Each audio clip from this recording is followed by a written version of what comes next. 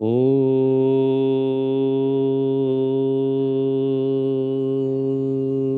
श्री परमात्मने नमः।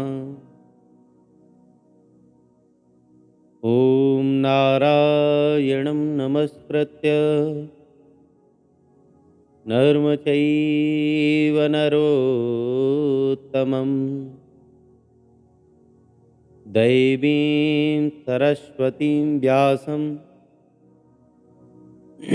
ततो जयमुदीरये।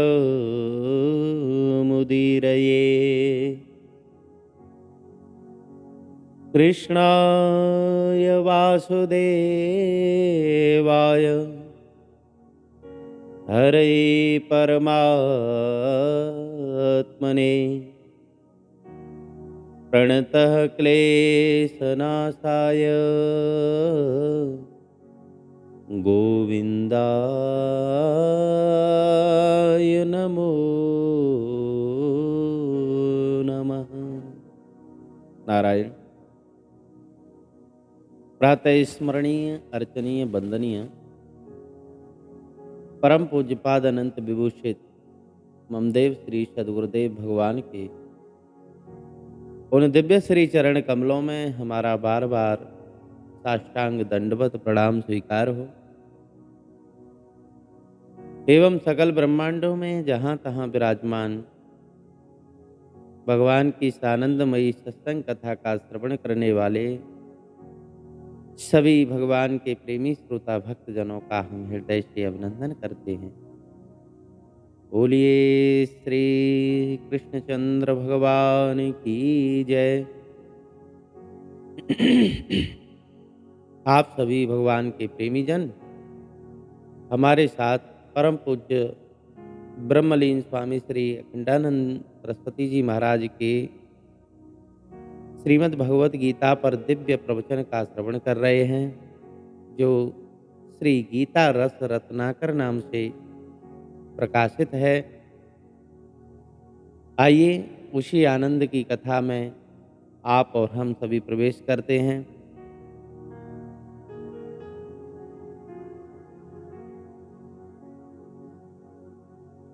प्रवृत्ते शस्त्र संपाते धनुरुद्यम्य पांडव।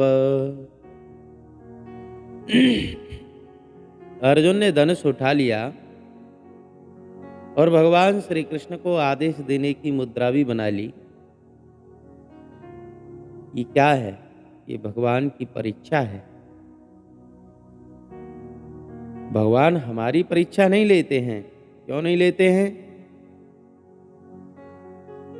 इसलिए नहीं लेते कि वो तो अंतर्यामी है, हृदय में बैठे हुए हैं, सबके प्रकाश स्वरूप हैं, सब में चेतना भरने वाले वही हैं, सबके अंदर भाव भरने वाले वही हैं। इसलिए उनको कुछ मालूम न होए, न जानते हों तो परीक्षा ले।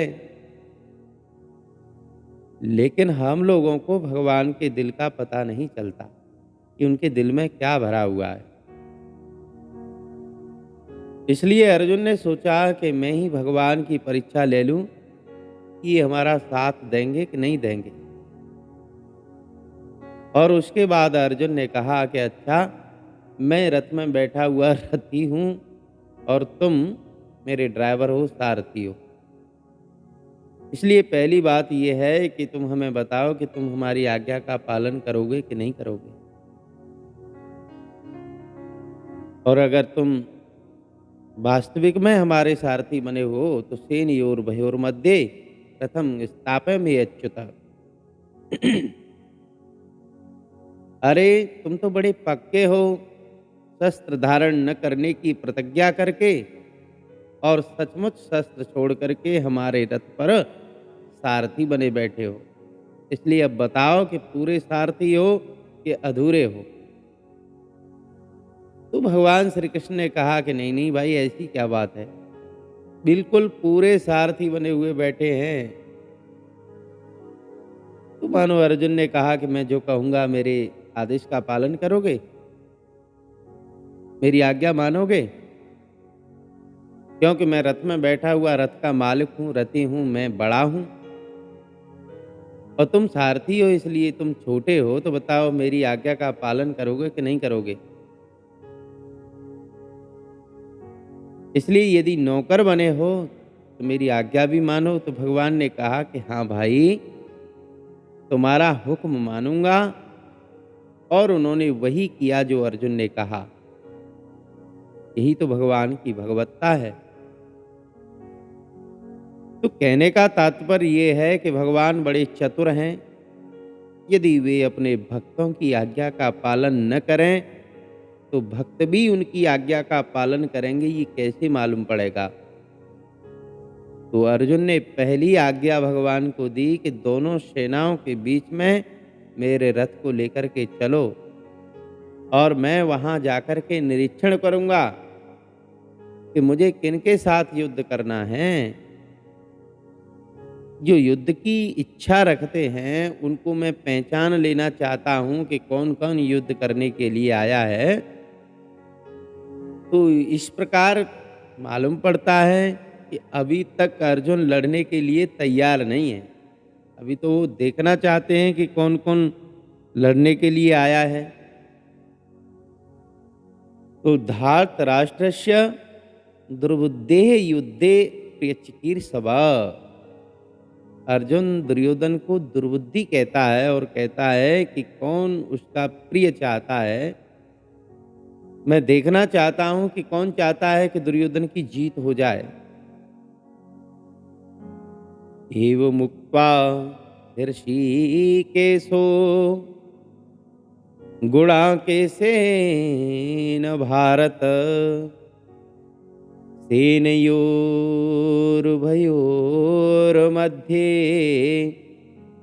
स्थापयित्वा रथोत्तमम्।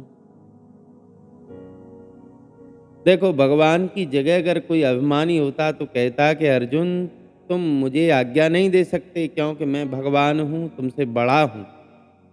लेकिन भगवान बोले कि नहीं नहीं जी महाराज, आप मेरे स्वामी हो, आप रथी हो, मैं आपका सारथी हूँ, आप मुझे जैसी आज्ञा देंगे मैं उसका पालन करूँगा। और ऐसा कहकर के ऋषिकेश भगवान ने अर्जुन की आज्ञा के अनुसार रथ को दोनों सेनाओं के बीच में ले जाकर के खड़ा कर दिया। भगवान है ऋषिकेश है, और ऋषिकेश माने जो इंद्रियों का संचालक होता है, जो इंद्रियों का स्वामी है, जो हमारे भीतर बैठ कर के इंद्रियों को जो नियंत्रित करता है, वह है ऋषिकेश। युवंत प्रविश्य मम वाचमिमां प्रसुप्ताम्। ये भागवत जी के 34 स्कंद के 9वें अध्याय के 6वें श्लोक का चरण है। अर्जुन है गुणाकेश। गुणाकेश का अर्थ है घुंघराले बालों वाला। अर्जुन के बाल बड़े घुंघराले हैं, काले हैं, महीन हैं, चिकने हैं। बड़े सुंदर सुंदर बाल हैं अर्जुन के, तभी तो उनको स्त्री बनने में कोई कठिनाई नहीं बनी। गुणाकेश का एक अर्थ ये भी है कि गुणा का माने निद्रा। निद्रा का जो ईश्वर है, जिसने निद्रा पर विजय प्राप्त कर रखी है, वो गुणाकेश।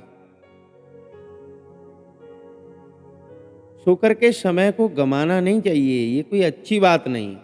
वृंदावन के रसिक संत लोग कहते हैं कि अवकाश शोभे सखी, जाग जाग रैन बिहात जात रस बिरियां।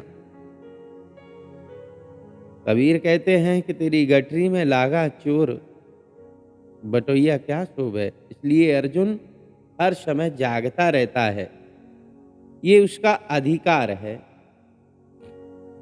और बिना विवेक के तो महाराज कोई काम नहीं करता है, सब काम सोच विचार करके ही करता है।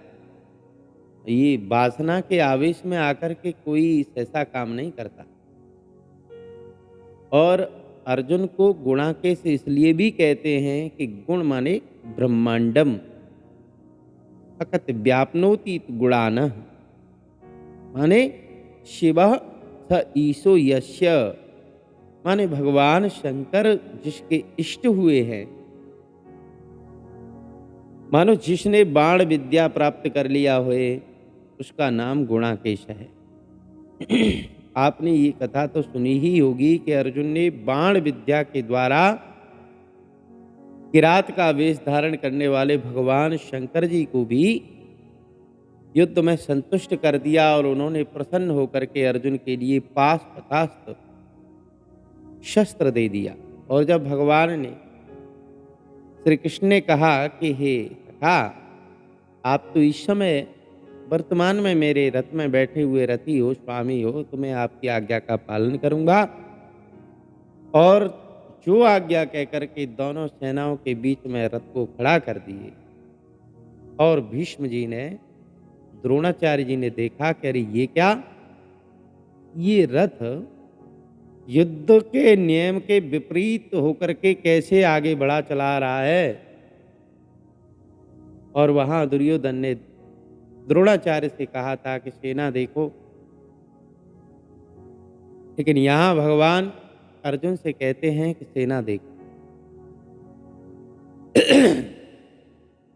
दुर्योधन अपनी सेना में, अर्जुन अपनी सेना में, दोनों महान हैं, लेकिन एक ही दृष्टि है कि वो अपने गुरु को सेना दिखाता है। इधर भगवान कहते हैं कि अर्जुन सेना को देखो। दुर्योधन अपने गुरु को आज्ञा दे चुका है कि आप कुंड पांडु पुत्रों की सेना को देखिए, और भगवान कह रहे हैं कि अर्जुन तुम कौरवों की सेना की ओर दृष्टि डालो। और भगवान श्री कृष्ण ने कहा कि देखो, कुंती ने भी संदेश दिया था तुम्हारे लिए। श्री महाभारत के उद्योग पर्व में ये बात बताई कि तदर्थम क्षत्रियासु ते तस्य कालो यमागत। कुंती ने युद्ध शुरू होने से पहले ही अर्जुन के लिए संदेश भेजा कि जिस काम के लिए क्षत्राणियां, राजपूतानियां बच्चाओं को जन्म देती हैं, अब वो समय आ गया है बेटा। और ये पार्थ जो शब्द है ये कुंती के द्वारा दिया हुआ है, उसी क्षत्राणी माता का पुत्र है ये। यह अपार्थ नहीं है। संस्कृत में अपार्थ का अर्थ होता है व्यर्थ, लेकिन ये व्यर्थ नहीं है, ये तो पार्थ है। प माने परमेश्वर, अर्थ माने प्रयोजनम अस्य, इसका परमात्मा ही एकमात्र प्रयोजन है, जो पार्थ है, जिज्ञासु है। तो जब श्री कृष्ण भगवान बोले कि अर्जुन कौरवों को देख लो, तो क्या हुआ? यही हुआ कि अर्जुन ने दोनों सेनाओं की ओर देखा और वहां पिता के समान, पितामह के समान, आचार्य, मामा, भाई, पुत्र, पौत्र, सखा, ससुर, सुहृद सभी थे। वश उनको देखते ही अर्जुन को आ गई कृपा। ऐसी ही कृपा के लिए गोस्वामी तुलसीदास जी महाराज कहते हैं कि रूप पर कृपा परम कदराई। हम लोग वैदिक हैं, कोई जैन नहीं है, कोई अहिंसावादी नहीं है। यहां तो जो हमसे द्वेष करता है उससे हम द्वेष करते हैं। यो अस्मभ्यमरातीयाध्यस्य नो द्वेषते जन निंदाध्यो अस्मान्धिप्साति सर्वन्तम अस्मसा कुरु। ये यजुर्वेद का मंत्र है। इसका अर्थ है कि उसको मसमसा कर दो, उसको मीड़ दो जो हमसे द्वेष करता है। अरे हम तो अद्वैत ब्रह्म हैं, हमारे सामने द्वैत कैसे टिक सकता है भाई? इसलिए उसको मिटा दो। जाके सन्मुख दुश्मन बैठो ताके जीवन को धिक्कार। इसलिए जब अर्जुन के मन में कृपा आ गई तो भगवान ने क्या कहा? उस कृपा को भगवान श्री कृष्ण आगे चल करके कसमल कहते हैं, कायरता कहते हैं। कुतः त्वा कसमलमिदं भीष्मे समुपस्थितम्। लेकिन संजय जो है ना, ये तो बड़ा सज्जन पुरुष है। भगवान ने कसमल तो कहा, लेकिन ये भी कहा क्लैब्यम माँ इस्म गमः पार्थ।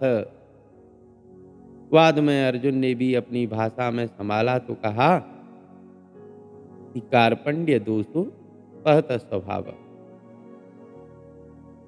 अर्जुन की भाषा में जो कार्पण्य है वही भगवान श्री कृष्ण की भाषा में क्लैब्य है, कश्मल है। जैसे युधिष्ठिर दुर्योधन को सुयोधन बोलते हैं, वैसे ही ये संजय अर्जुन की कसमल अथवा क्लैब्य और कार्पण्य को उनकी कृपा बोलते हैं और फिर आविष्ट कह करके संभाल लेते हैं। माने अर्जुन की ये कृपा सहज नहीं है, आवेश आया है, आवेशपूर्ण है, अपनों के प्रति आवेश आया और फिर अर्जुन को विषाद आ गया। अब बिना विषाद के देखो महाराज प्रसाद नहीं मिलता है। जब कोई दुखी होगा तो दुखी के ऊपर ही दया कृपा की जाती है और दया कृपा करना ही ये प्रसाद है। तो पहले विषाद होता है तो प्रसाद की प्राप्ति होती है। आप समझो बालक रोवे ना तो उसको मिठाई कहां से मिलेगी। अर्जुन ने कहा कि श्री कृष्ण, इन युत्सव स्वजनों को देख करके मुझे तो ज्वर चढ़ गया है। सचमुच यहाँ अर्जुन ने जो कुछ कहा वो सारा का सारा ज्वर का ही लक्षण है। आप आयुर्वेद से मिला लेना, ज्वर माने बुखार, जब जूड़ी आती है जूड़ी, तो आयुर्वेद की दृष्टि से बुखार चढ़ा अर्जुन को। शरीर में रोग कब होता है देखो बात बताएंगे। व्याधेरनिष्ट संस्पर्शाश्रमादिष्ट विवर्जनात् चतुर्भिः कारणैः रोगा प्रजायन्ते शरीरसु। जब वात पित्त कफ आदि का प्रकोप होए, जो हम न चाहते हों वैसा हो जाए, शक्ति से अधिक परिश्रम किया जावे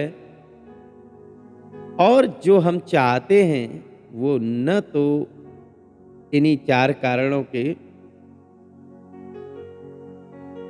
हमारे शरीर में रोग आने का कारण यही है। इसलिए अर्जुन के मन में जो विषाद आया है उससे उसके शरीर में जूड़ी चढ़ने लगी और कहने लगा कि सीदंत मम गात्राणि मुखम च परिशुष्यति बेपथस्य शरीरे में रोम हर्षस्य जायति।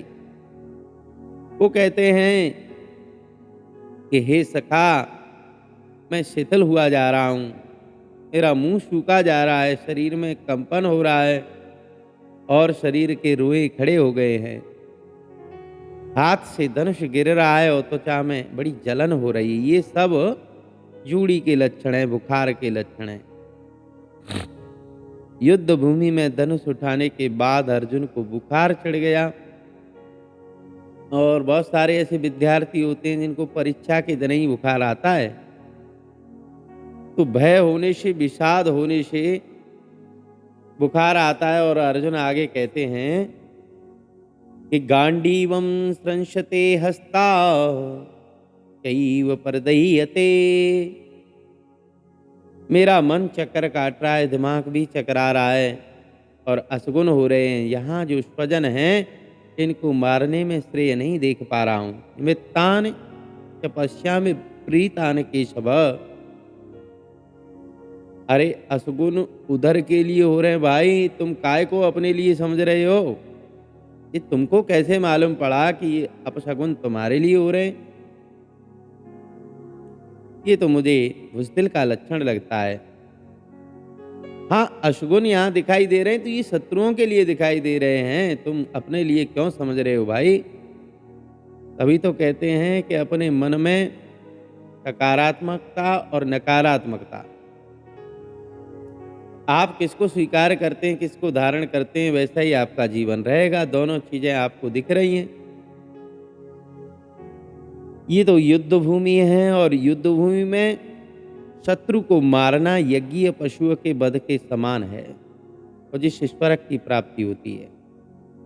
जैसे यज्ञ पशु का वध होता है, ठीक वैसे ही युद्ध भूमि में शत्रु का वध होता है और वो पुण्य देने वाला होता है। परंतु यहाँ क्या करें अर्जुन, यहाँ तो अपने ही मामा, ताऊ, चाचा, फूफा आदि खड़े हैं। इसलिए अर्जुन कहते हैं कि इनको मारने में मुझे श्रेय मालूम नहीं पड़ रहा है प्रभु।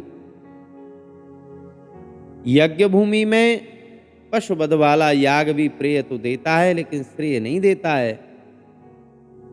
यानी कि उससे स्वर्ग आदि की प्राप्ति तो हो सकती है, लेकिन श्रेष्ठता, श्रेय कहाँ मिलेगा। व्यक्ति के जीवन में दो चीजें हैं, प्रेय चाहते हो, श्रेय चाहते हो।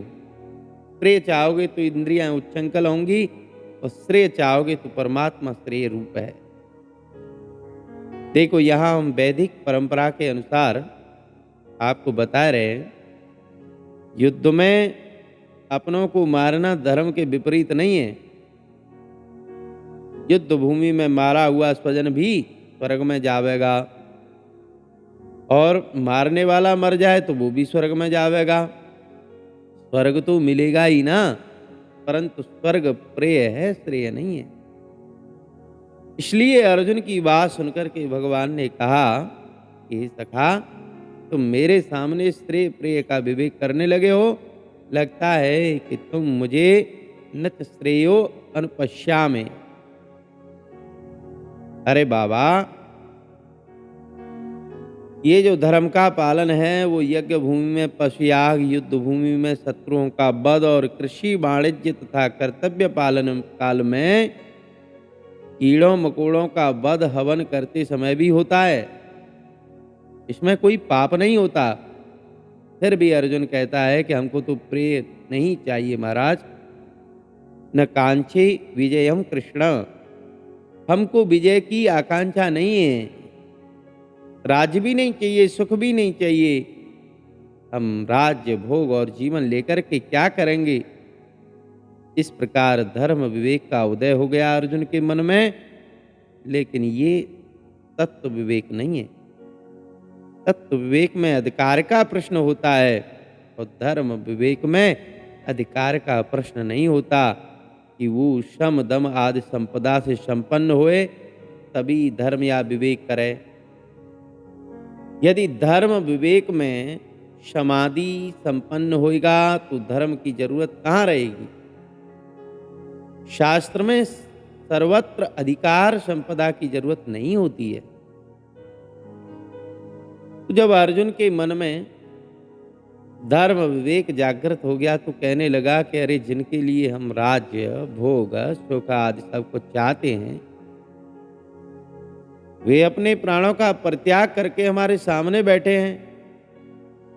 देखो, ये हमारे आचार्य, पितामह, मातुल, ससुर, भाई, साले आदि सब के सब हमारे अपने ही तो हैं, संबंधी ही तो हैं।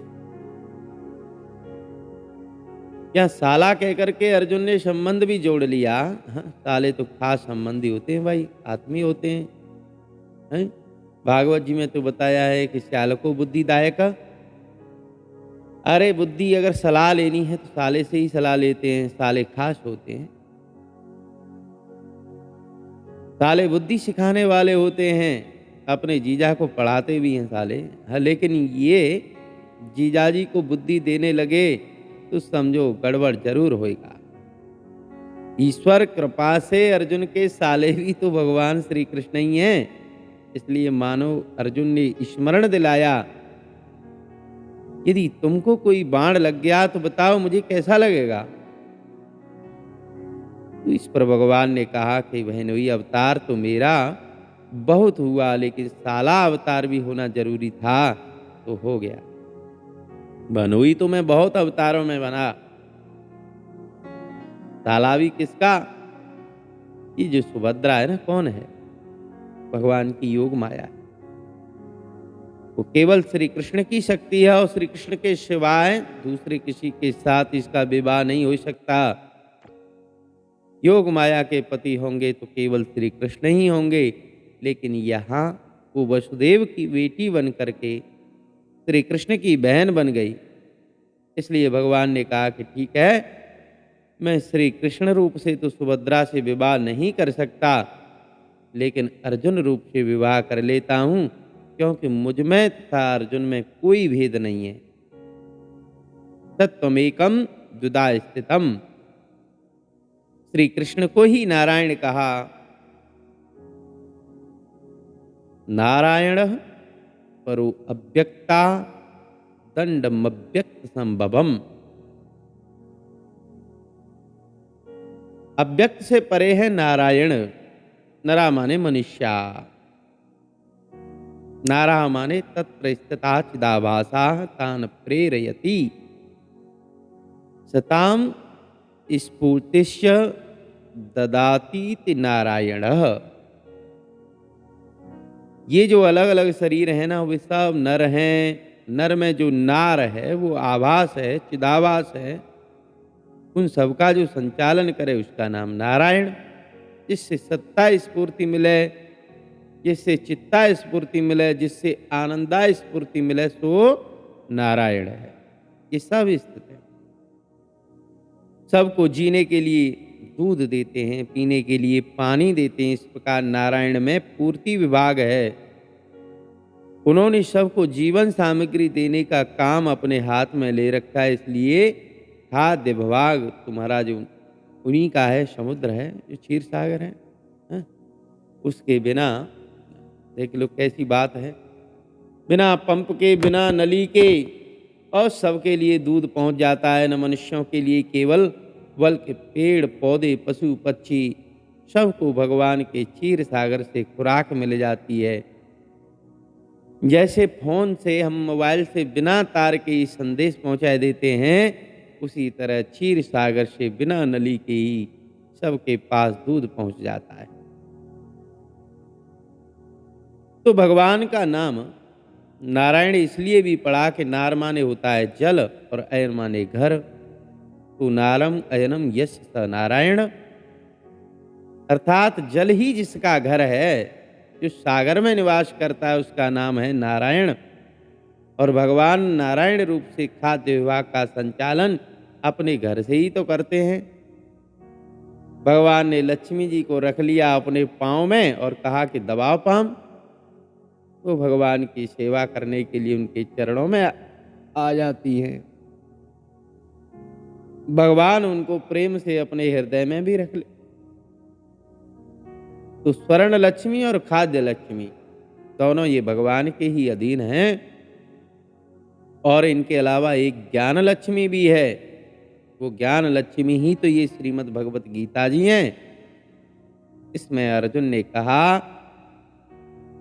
कि हे मधुसूदन, तुमने तो दैत्यों को मारा था, मधु कैटव को मारा था। मधु कैटव से आपकी जो लड़ाई हुई बड़ी प्रसिद्ध है। मधु माने राग और कैटव माने द्वेष। तो हृदय में जब नारायण आते हैं तो इन दोनों को मारते हैं, परंतु ये दोनों नारायण के मारे भी तब तक नहीं मरते जब तक वे स्वयं ये न कह दें कि हे नारायण तुम हमको मार दे, तब तक नहीं मरते।